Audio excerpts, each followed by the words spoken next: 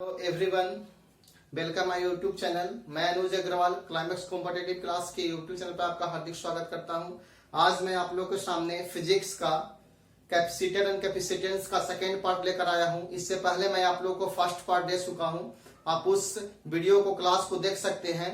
अगर वैसे स्टूडेंट्स अगर पार्ट 1 नहीं देखे हैं तो प्लीज आप पार्ट 1 देखिए, उसके बाद पार्ट 2 देखिएगा, क्योंकि पार्ट 1 के बाद ही पार्ट 2 देखने में मजा आता है। क्योंकि पार्ट 1 में मैंने पढ़ा चुका हूं कि संधारित्र क्या होता है और कैपेसिटेंस संधारिता क्या होता है, संधारित्र कितने प्रकार के होते हैं।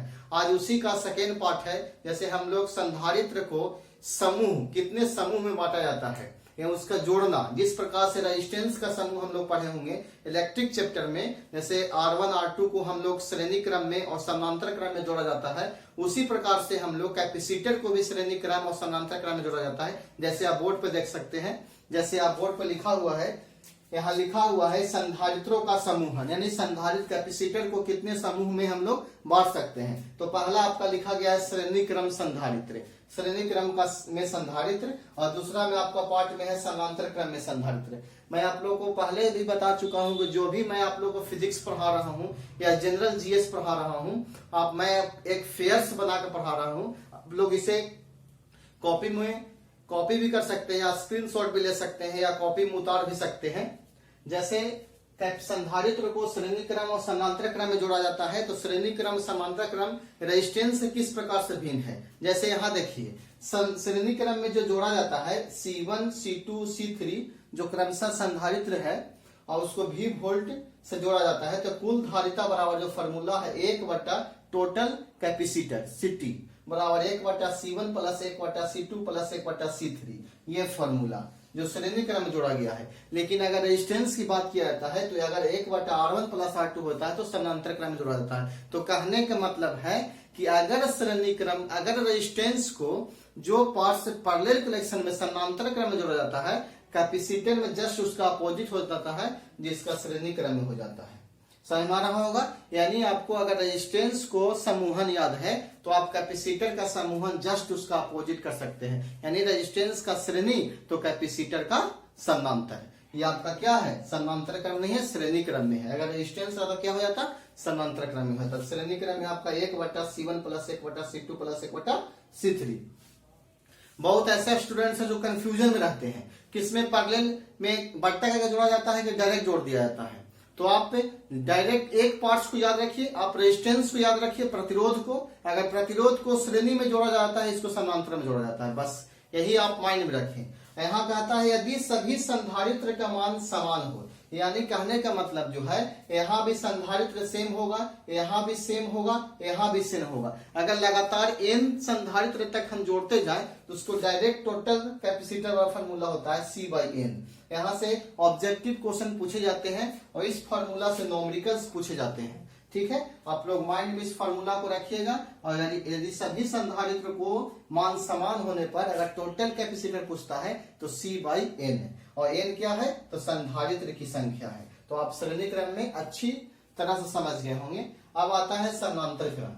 समांतर क्रम होता क्या है। यदि कैपेसिटर को फिगर में देखिए, समांतर क्रम में जोड़ा गया है, C1 C2 C3 को एक सर्किट में अगर V वोल्ट के साथ जोड़ दिया जाता है तो टोटल कुल धारिता बराबर जो होता है टोटल कैपेसिटर बराबर C1 plus C2 plus C3। यानी कहने का मतलब है कि रेजिस्टेंस से अपोजिट है। अगर रेजिस्टेंस को समांतर क्रम में जोड़ने के लिए बोलता है तो 1/R1 प्लस R2 होता है, यहाँ direct C1 plus C2 plus C3 हो जाता है। तो सभी संधारित्र का मान अगर समान होता है, अगर सभी संधारित्र का मान समान हो तो टोटल कैपेसिटर बराबर C/N। अब N आपका क्या है तो संधारित्र की संख्या है। तो हम लोग अब जान चुके हैं कि संधारित्र का समूहन किस प्रकार से होता है और इस पे न्यूमेरिकल्स वगैरह भी पूछे जाते हैं। तो आपको हम उम्मीद करता हूं कि इस चैप्टर से क्वेश्चन नहीं छूटेगा। इस चैप्टर में कुछ और है, जैसे कुलाम्स का नियम है, और कुछ लास्ट में मैं आप लोग को ऑब्जेक्टिव 5 अच्छे क्वेश्चन कराऊंगा।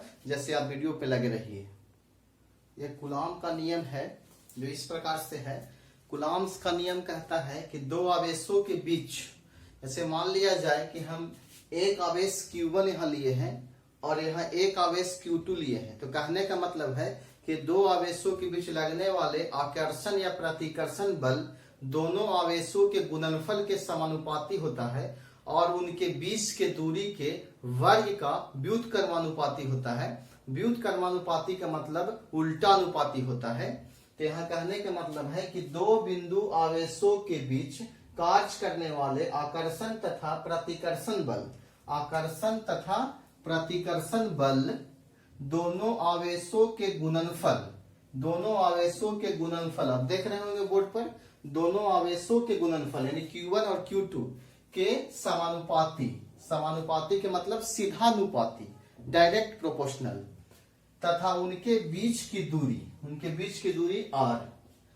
बीच की दूरी के वर्ग के व्युत्क्रमानुपाती मतलब 1/, उल्टा अनुपाती होता है।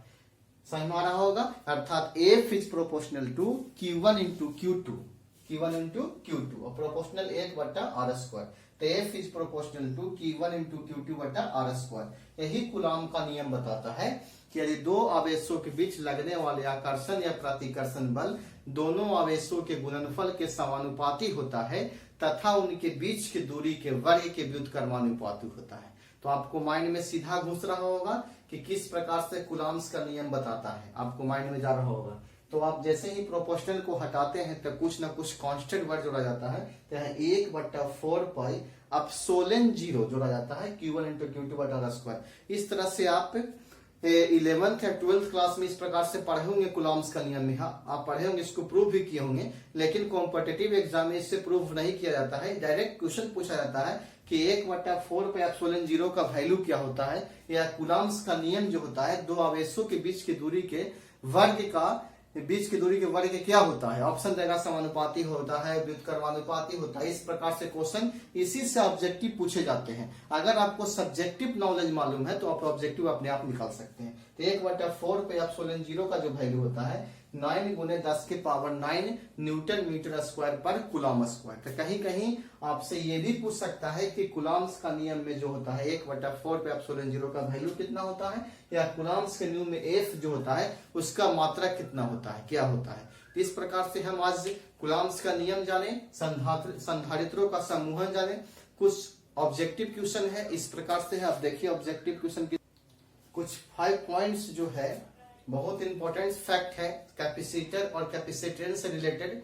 ये खासकर रेलवे और एसएससी के एग्जाम में क्वेश्चन पूछे जाते हैं, एनटीपीसी के लिए बहुत ही इंपॉर्टेंट है। मैं पॉइंट्स को अपने थ्रू फेयर वाइज बना के दे रहा हूं, आप लोग इस पॉइंट को आप नोट कर सकते हैं, बहुत इंपॉर्टेंट पॉइंट है। पहले इसको समझ लेते हैं। कहता है कि संधारित्र जो है एसी परिपथ और डीसी परिपथ दोनों में कार्य करता है। सबसे मेन पॉइंट है, अगर एग्जाम में आपका क्वेश्चन पूछा जाता है कि संधारित्र निम्नलिखित में से किस परिपथ में कार्य करता है, पहला ऑप्शन एसी परिपथ, दूसरा ऑप्शन डीसी परिपथ और तीसरा दोनों परिपथ और डी में रहेगा इनमें से कोई नहीं, तो सबसे पहले आप मारिएगा सी ऑप्शन, दोनों परिपथ में कार्य करता है एसी और डीसी। आप एसी और डीसी के बारे में जानते होंगे। एसी का मतलब होता है अल्टरनेटिव करंट, प्रत्यावर्ती धारा, और डीसी का मतलब होता है डायरेक्ट करंट, दिष्ट धारा, आप जानते होंगे। दूसरा पॉइंट जो मैं आप लिखे हैं आज, एक कूलॉम आवेश में इलेक्ट्रॉन की संख्या। ये पॉइंट्स बहुत इंपॉर्टेंट है। आप एसएससी या रेलवे का क्वेश्चन बैंक में जाकर देख सकते हैं, या आप किसी भी कॉम्पिटिटिव बुक में देख सकते हैं। ऐसा क्वेश्चन पूछे जाते हैं एग्जाम में कि एक कूलॉम आवेश में इलेक्ट्रॉन की संख्या कितना होता है, तो 6.25 × 10⁻18 होता है। तो आपको आज के बाद ये प्रॉब्लम नहीं होगा, 6.25 × 10⁻18। चलिए तीसरा पॉइंट क्या है। तीसरा पॉइंट है वैद्युत क्षेत्र की तीव्रता का मात्रक क्या होता है। ये बहुत इंपॉर्टेंट है, बहुत ज्यादा ऐसा यूनिट से क्वेश्चन आते हैं कि वैद्युत क्षेत्र की तीव्रता का मात्रक क्या होता है, तो न्यूटन प्रति कूलॉम होता है। क्या होता है, न्यूटन प्रति कूलॉम होता है। ठीक है।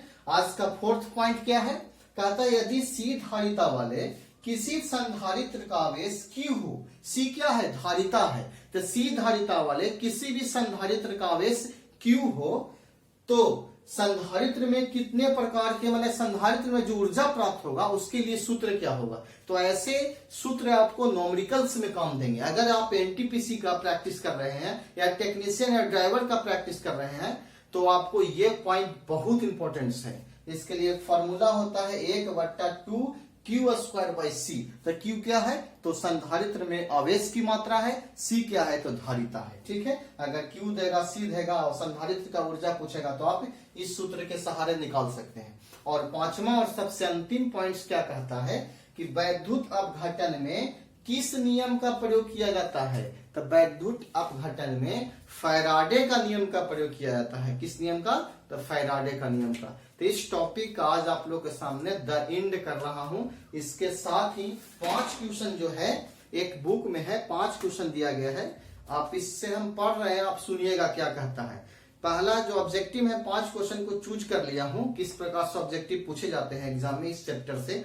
पहला क्वेश्चन है कि समानांतर पट्ट संधारित्र की धारिता में वृद्धि करने के लिए इसकी प्लेट के बीच प्रविष्ट करना चाहिए। तो क्या?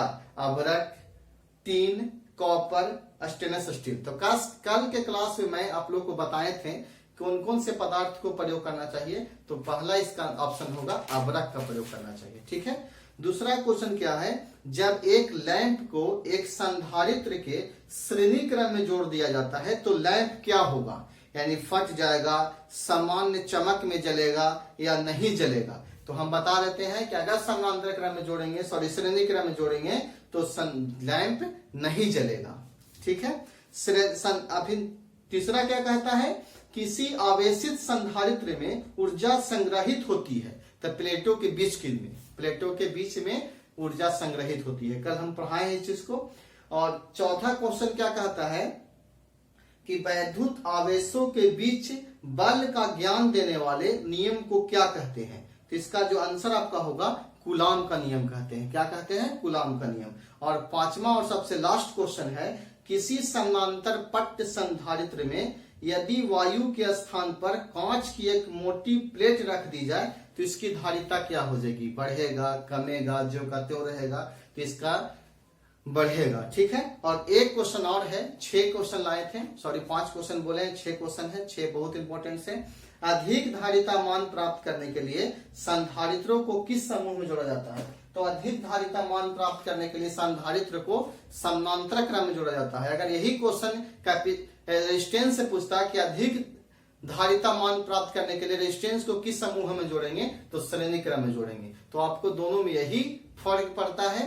तो आज मैं कैपेसिटर और कैपेसिटेंस का सेकेंड पार्ट को समाप्त कर रहा हूं।